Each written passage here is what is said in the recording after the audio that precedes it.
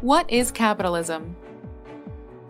The civilization of mankind can be traced to the establishment of property rights. With property rights, individuals could own land, capital, and goods, and then trade or sell them to others.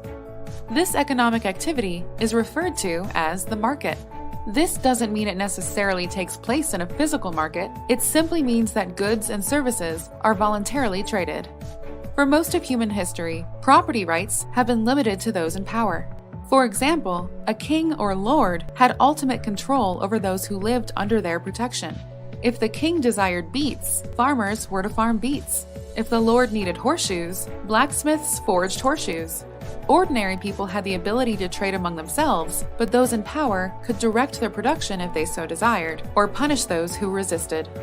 The emergence of capitalism changed this.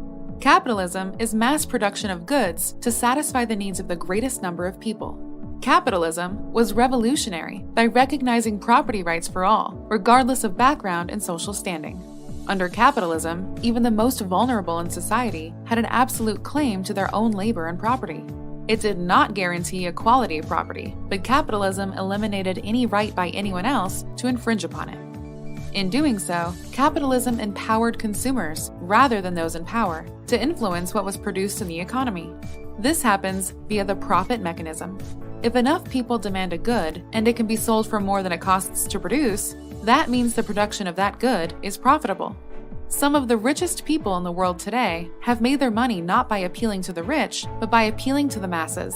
Walmart's business model, for example, is geared towards selling goods cheaply to as many people as possible. Critics of capitalism try to condemn it as greed. This is false.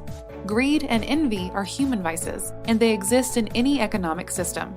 What capitalism does is incentivize the production of goods and services that people desire on the market, rather than leaving those decisions to powerful individuals or governments.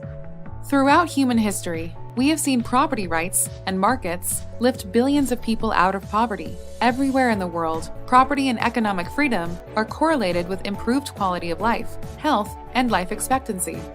Capitalism is a peaceful system of collaboration between producers and consumers, and functions by the wants and needs of the greatest number of people. The government plays no role in a truly capitalist system. When the government interferes and forces regulations on producers and consumers, it ceases to be a capitalist system. Capitalism is freedom of consumer choice.